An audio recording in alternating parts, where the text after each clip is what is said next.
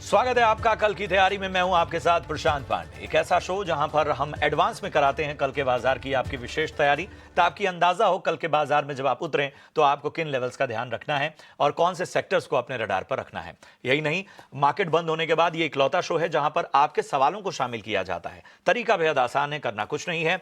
YouTube पर जाइए और अपने सवाल पोस्ट कीजिए। यूट्यूब पर कॉमेंट करके आप अपने सवाल हम तक पहुंचा सकते हैं। हम उन सवालों को अपनी चर्चा में शामिल करेंगे। याद रखिए, जो सवाल आज आप पूछेंगे उसका जवाब कल दिया जाएगा।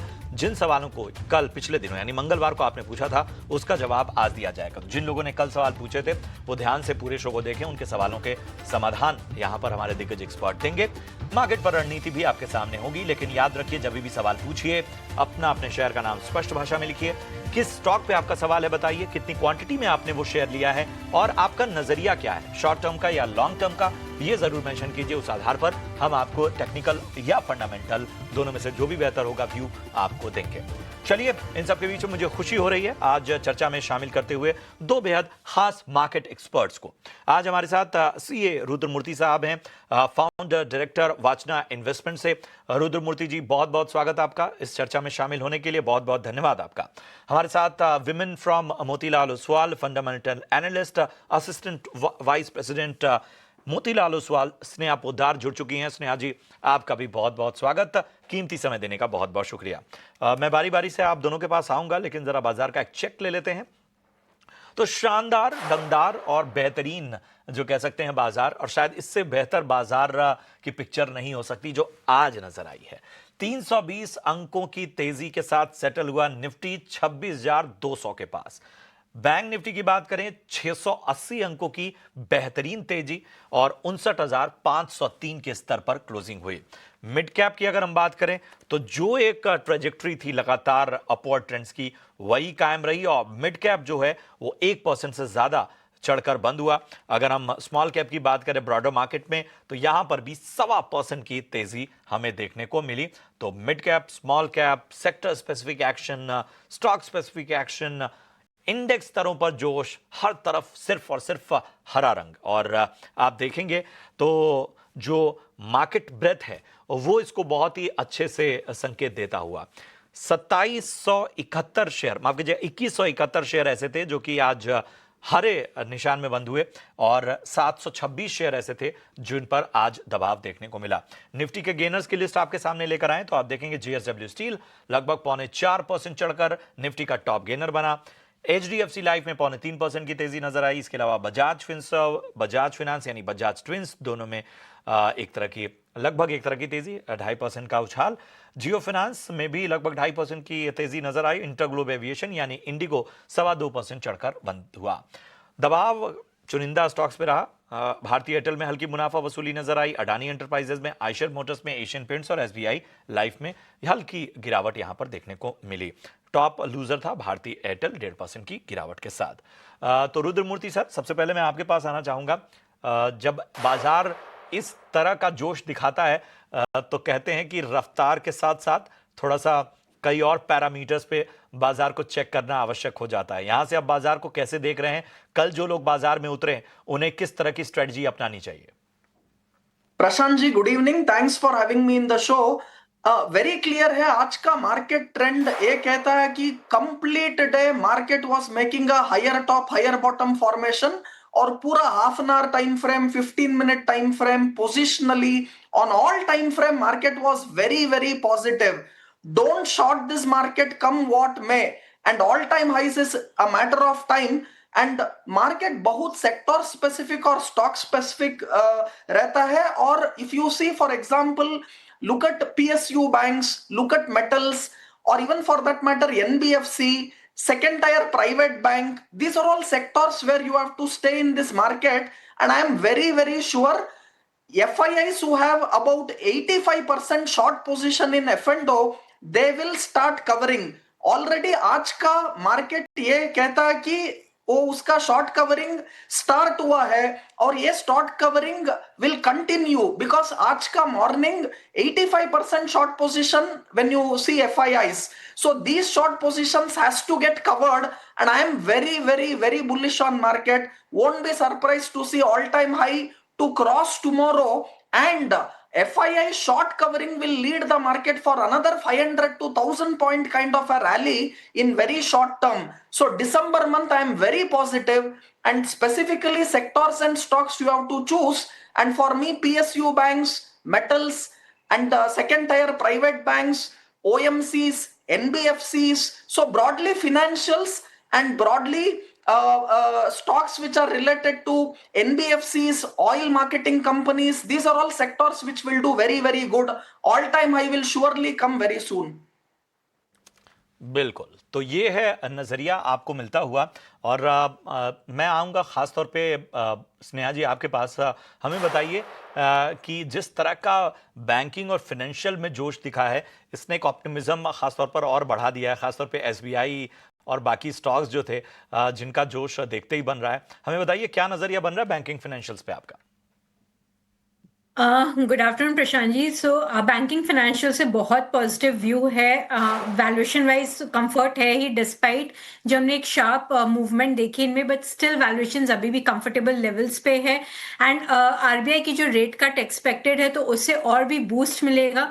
सो ऑल इन ऑल यहाँ से डिमांड रिवाइवल जो ऑलरेडी हमने Q2 में एक अच्छी रिवाइवल देखी है, एंड जो अक्टूबर मंथ अपोज GST रैशनलाइजेशन, अक्टूबर मंथ में ये रिस्पॉन्स और भी स्ट्रांग हुआ था। तो जो क्रेडिट ग्रोथ है जो कि जस्ट मैंने सितंबर तक सिंगल डिजिट में थी, वो वापस अक्टूबर मंथ में डबल डिजिट में आ गई, एंड ये यहाँ से फर्दर स्ट्रेंथन होगी। तो जैसे जैसे रेट कट के बेनिफिट्स पर्कुलेट करेंगे एक मास लेवल पे, तो एक क्रेडिट ग्रोथ यहाँ से और एक अच्छा मोमेंटम गेन करेगा। तो with demand revival and at the same time because अब मानसून भी ओवर हो गया, इलेक्शंस भी ओवर हो गए, तो केपेक्स में भी रिवाइवल एक्सपेक्टेड है। तो ये दोनों ही मिलके ओवरऑल क्रेडिट ऑफटेक को यहाँ पे वापस रिवाइव करके डबल डिजिट लेके जाएंगे, जिससे ओवरऑल बैंकिंग एंड फाइनेंशियल्स की प्रॉफिटेबिलिटी सेकेंड हाफ में काफी बेटर रहेगी compare to first half. And plus जो निम पे जो प्रेशर थे वो भी बॉटम आउट होते हुए नजर आ रहे हैं। तो ओवरऑल बैंकिंग फाइनेंशियल्स में बहुत ही पॉजिटिव व्यू बन रहा है, एंड वैल्यूएशंस लेवल पे भी काफी कंफर्टेबल है अभी भी। चलिए, तो पॉजिटिव नजरिया बैंकिंग और फाइनेंशियल्स पे और किस तरह की रणनीति अपनानी चाहिए वो भी स्नेहा जी ने आपको बताया। चलिए अब आपके सवालों को शामिल करते हैं और पहला सवाल कोलकाता से मिथुन का आया है। ओला इलेक्ट्रिक के इनके पास शेयर हैं 298 शेयर इनके पास हैं और 66 थोड़ा ऊपरी स्तरों की इनकी बाइंग है, लेकिन लॉन्ग टर्म का नजरिया लेकर चल रहे हैं।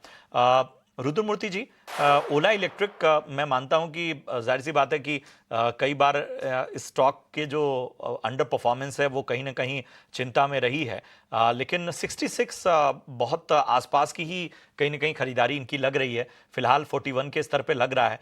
क्या लगता है कि थोड़ा बहुत इनकी रिकवरी हो पाएगी? Prashant ji, from levels closer to 3940 ये स्टॉक डायरेक्टली 70-72 जोन्स तक चला था, और अभी again from those levels of 72 back to levels closer to 40। And मैं पर्सनली कहता हूं stocks like this Ola electric, Bandhan bank, this are all stocks you have to avoid. यही सेक्टर से if you want to pick, let us say you have much better stocks. Let us say someone wants to be in two-wheeler sector, look at stocks like Hero MotoCorp, which is in a clear uptrend, or even look at Bajaj Auto. So I will prefer Bajaj Auto, Hero MotoCorp. Or if you want to be in the new age kind of a sector, look at stocks like, for example, Paytm. Look at, even for that matter, stocks like Eternal after this correction. So stay with these kinds of good stocks, quality stocks. I will still avoid Ola, but having already purchased, my suggestion will be 38 rupees stop loss रखना है closing basis पर. Don't average this stock at current market price. Hold on, keep a strict stop loss of 38 on closing basis, and I will give an avoid rating for Ola, but hold what you have with a stop loss of 38. ठीक है, 38 का stop loss लगाइए, फिलहाल बने रहिए, लेकिन दूर रहने की सलाह ओला इलेक्ट्रिक से इस सेगमेंट में। चलिए बढ़ते हैं आगे और अगला सवाल जो है वो केसी इंटरनेशनल पर राकेश साहा का लेते हैं। प्राइस जो है वो इनकी 40 शेयर लिए हैं इन्होंने, 785 के भाव पे लिया हुआ है। इनके पास तो थोड़ा ही नीचे स्टॉक का और नुकसान भी ज्यादा कुछ नहीं हो रहा है।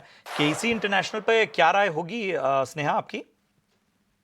केसी इंटरनेशनल पे पॉजिटिव है हमारा आउटलुक एंड ओवरऑल जो कि कैपिटल गुड्स थीम अभी तक चल नहीं रहा था, जिसके कारण थोड़ा सा एक अंडर परफॉर्मेंस उनको दिखाई दे रहा है एंड वो जाहिर सा है बिकॉज मॉनसून टाइम पे कैपिटल गुड्स स्टॉक थोड़े से थम जाते हैं, बट अब वापस केपेक्स में जैसे मैंने कहा रिवाइवल एक्सपेक्टेड है एंड ओवरऑल जो पावर सेक्टर है उसमें काफी ट्रैक्शन दिखाई दे रहा है। ये पावर टीएनडी स्पेस में है जिसमें बहुत स्कोप ऑफ अपॉर्चुनिटी है यहाँ से एक्सपैंड होने की। तो KEC one of the best companies है पावर टीएनडी स्पेस को प्ले करने के लिए। इनके ऑर्डर बुक भी काफी स्ट्रॉन्ग है जो कि एक अच्छी रेवेन्यू विजिबिलिटी प्रोवाइड करती है एंड इनका अगर हम Q2 नंबर्स भी देखें तो काफी डिसेंट नंबर्स है इनके एंड इन्होंने गाइडेंस भी काफी अच्छा दिया है। तो आगे जाके आप 20% kind of earnings growth expect कर सकते हैं कंपनी के लिए एंड एक करेक्शन के बाद इनफैक्ट ये अच्छा लेवल्स है, तो अगर इन्हें एवरेज आउट करना है तो ये लेवल्स पे एवरेज आउट करें। बट मेरी सलाह रहेगी कि इसे होल्ड करिए यहाँ पे अगर एक थोड़ा सा मीडियम रेंज पकड़ के चलते हैं मीडियम टाइम फ्रेम, तो इसमें पैसे बनने की उम्मीद है। तो ये है राय, आपको केसी इंटरनेशनल पे पॉजिटिव व्यू यहां पर नजर आता, बने रहने की सलाह। हनुमंत कांदे हैं लातूर से, इन्होंने सवाल पूछा है और इनके पास कैनरा बैंक के शेयर मौजूद हैं और 440 शेयर इनके पास हैं और इनकी बाइंग प्राइस बड़ी इंटरेस्टिंग है, 103 103 रुपए के भाव पे इन्होंने लिया हुआ है और यहां देखिए इनको फायदा भी अच्छा होता हुआ। और आज तो खैर बैंकिंग और फाइनेंशियल्स का दिन है और कैनरा बैंक तो रुद्रमूर्ति जी आप सभी के रडार पे रहता ही है। बाइंग प्राइस बड़ी अच्छी है 103। आपको लगता है कि बने रहना चाहिए या आपको लगता है कि थोड़ा बहुत मुनाफा बांध लिया जाए? Prashant ji, 100% hold. And for me, PSU banks are doing fabulous.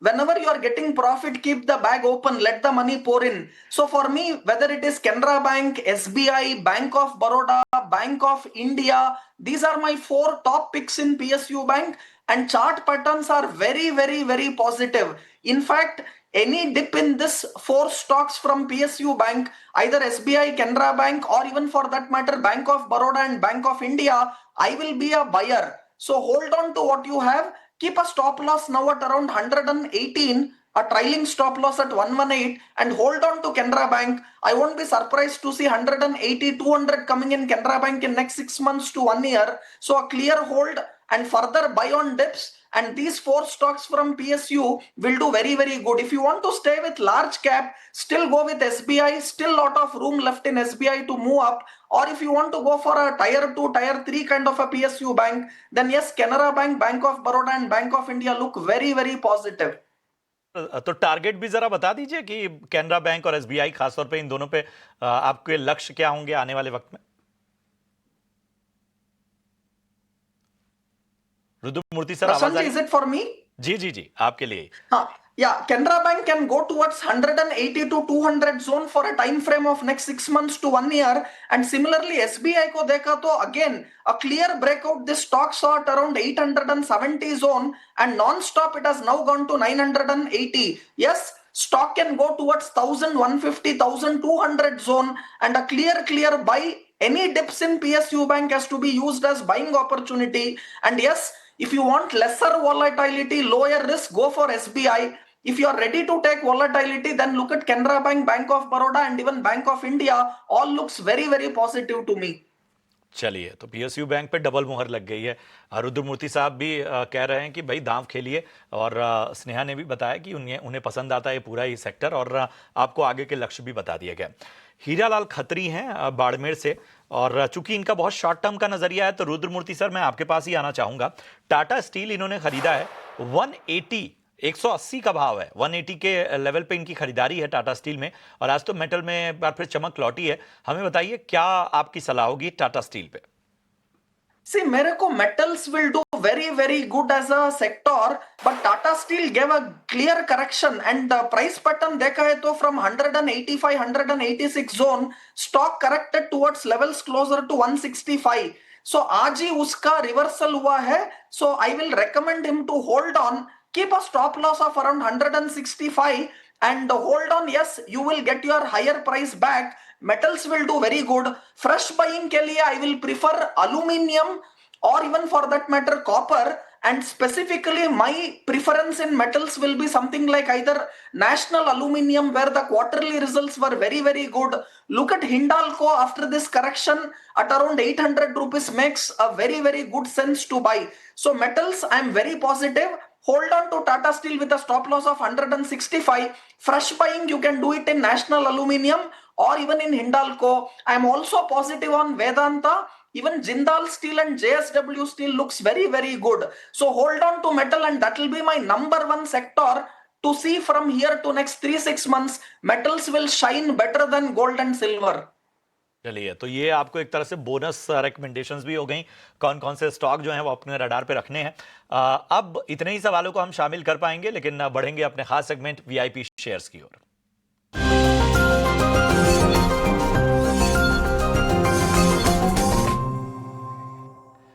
Sneha, हमें बताइए कि क्या राय होगी आपकी, आज की आपकी टॉपिक क्या है? मेरी पहली टॉपिक है Phoenix mills.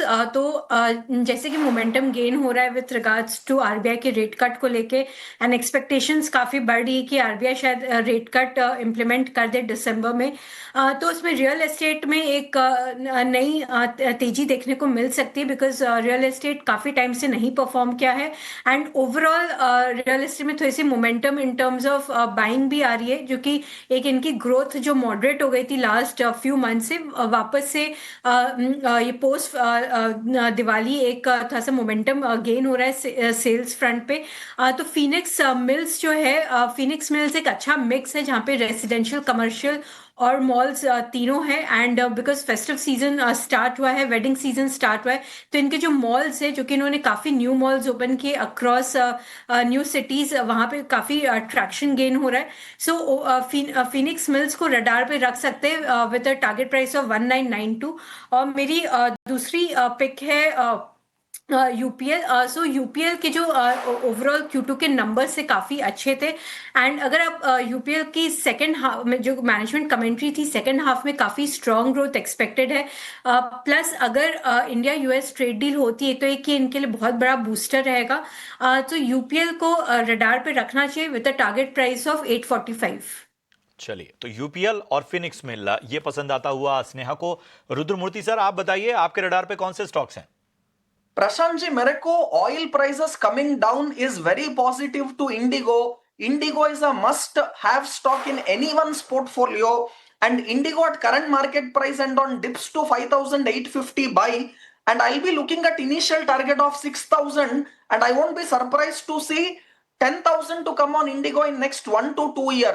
So a must-own stock. For a short-term trade also looks very positive. So buy Indigo for a shorter-term trade. 6,000 target with a stop loss of 5,870. And from metals, I'm picking Nalco.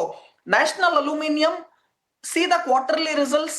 Even on technical chart, there was a clear breakout above levels of 240, and last quarter their results were very, very good. So it has given a small dip, and a profit booking has already happened. Abhi base formation around 250-55 zone at current market price, mouth watering. Buy Nalco.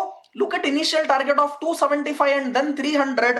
Keep a stop loss of 255. So very positive on PSU banks, very positive on metal.